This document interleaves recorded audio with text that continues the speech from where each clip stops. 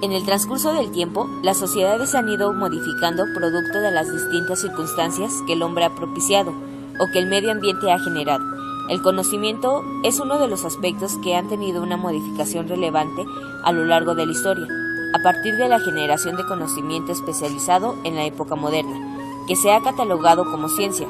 El conocimiento, en especial el científico, ha visto crecer su utilidad, su popularidad e incluso se ha vuelto un referente casi obligado dentro del ámbito de las sociedades. En la lectura de los descubridores analizamos que el hombre ha utilizado la naturaleza para medir el tiempo. Buscaba un medio que le permitiera predecir y organizar el momento adecuado para todas sus actividades cotidianas. La necesidad del hombre lo llevó a buscar la división del tiempo a fracciones cada vez más pequeñas para su aprovechamiento, surgiendo con ello el invento del reloj. El ser humano parte de una necesidad adquiriendo conocimientos básicos para satisfacerla, pasando por un proceso ascendente, perfeccionando y ampliando el panorama para el control, en este caso, del tiempo. Los sentidos fueron el principal medio que el hombre utilizó para llevar al conocimiento. Uno de los ejemplos es el tema de los reyes taumaturgos, donde se creía que los reyes curaban las escrófulas por medio del tacto llamado tacto real. Es importante resaltar que los escépticos del poder real fueron condenados a la política del silencio, y algunos autores propusieron que la cura era derivada de la imaginación. A diferencia de las otras culturas, las culturas mesoamericanas tienen en común una explicación de la realidad basados en mitos cosmogónicos que narraban el comienzo de una nueva era y el ordenamiento del cosmos. Eran los medios que explicaban sus orígenes y definían las ideas del espacio y del tiempo. Esto se encuentra contenido en el documento que leímos, Memoria Mexicana. Aquí también se explica que las fuerzas de la naturaleza tienen poderes antagónicos. Estos poderes son parte del caos, pero se superponen las fuerzas ordenadoras, creadoras del principio de la vida civilizada y la creación de un modelo que representa un tiempo cíclico, conformado por 4 esquinas del universo con un centro cósmico. Este centro cósmico está dividido en 3 niveles verticales: el inframundo, la superficie terrestre y el espacio celeste. Todo esto se encuentra ejemplificado en las pirámides. Los pueblos mesoamericanos preservan su historia y su civilización con base en este modelo. Para ello generan ritos, tienen un lenguaje común y es compartido por la organización social a partir de la agricultura. Ellos mantienen su identidad y su unidad colectiva. Ellos registran el tiempo a través de 3 representaciones. El calendario sagrado de 260 días es el más antiguo. El calendario solar de 365 días.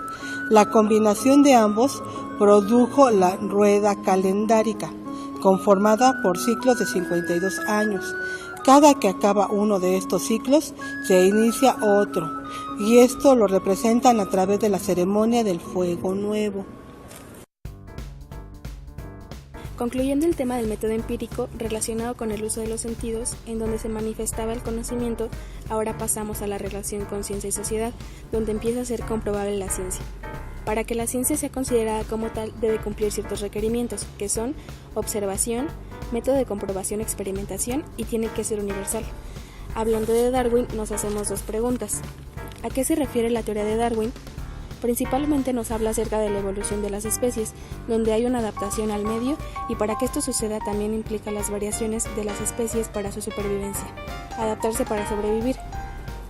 Su existencia depende de ciertas condiciones. Acerca de la selección natural, Darwin lo define como un proceso basado en una selección sistemática.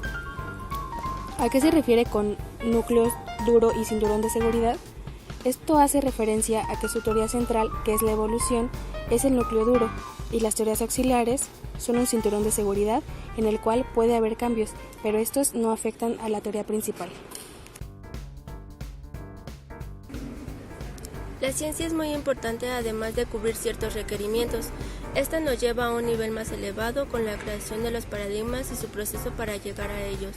Si se considera la historia como algo más que un depósito de anécdotas y cronologías, puede producir una transformación decisiva de la imagen que tenemos actualmente de la ciencia. La crisis es una condición previa al nacimiento de nuevas teorías. Los científicos no renuncian a sus paradigmas cuando una teoría científica se declara inválida. Existe otra alternativa para ocupar su lugar.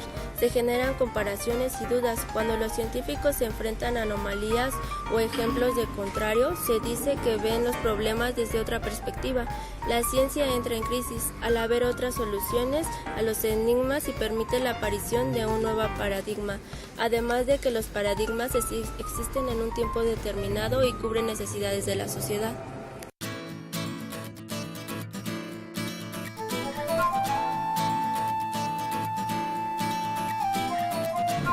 Ahora pasemos a la relación de ciencia y sociedad. En este bloque nos enfocamos principalmente a la educación. El primer autor que revisamos fue Emil Durkheim. Durkheim señala que para que haya educación es necesario que estén en presencia una generación de adultos y una generación de jóvenes y una acción ejercida por los primeros sobre los segundos. La educación tiene por función suscitar en el niño cierto número de estados físicos y mentales que el grupo en particular al que pertenece y la sociedad considera importantes. La educación consiste en una socialización metódica de la joven generación. En nosotros existen dos seres, el ser individual y el ser social.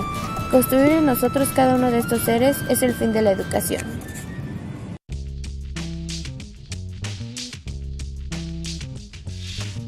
El siglo XXI se ha caracterizado por la producción y transferencia de conocimientos que son evaluados con estándares internacionales, producto de la globalización. El paradigma conductista, llamado viejo paradigma, ubica al docente en el centro del proceso de enseñanza-aprendizaje, evaluando del alumno su capacidad de memoria, mas no su comprensión, y sigue subsistiendo porque la institución escolar tiene una resistencia al cambio rápido y profundo. La globalización en el contexto de la educación representa un proyecto alternativo en la búsqueda de la transformación del sistema escolar hacia una enseñanza de calidad y un aprendizaje significativo. La propuesta de educación se alimenta de corrientes de educación activa surgida en Italia, Francia y Rusia. No es una educación individualizada, sino personalizada. Ya no se trata de responder a las necesidades individuales del alumno, sino a sus demandas personales dentro de un grupo de trabajo, dentro de un proceso colectivo de aprendizaje. De estas ideas surge el nuevo paradigma que poco a poco se ha ido imponiendo en la concepción contemporánea de la escuela. Experiencia, aprendizaje, experiencia, que es el denominado constructivismo. La educación escolar deberá entonces proporcionarle elementos al alumno para solucionar dichos problemas. Estos elementos se denominan competencias, que son conocimientos que nos permiten solucionar otro tipo de problemas. Se trata de una competencia que a su vez posibilita la adquisición de otra competencia o la solución de ciertos problemas de la vida cotidiana.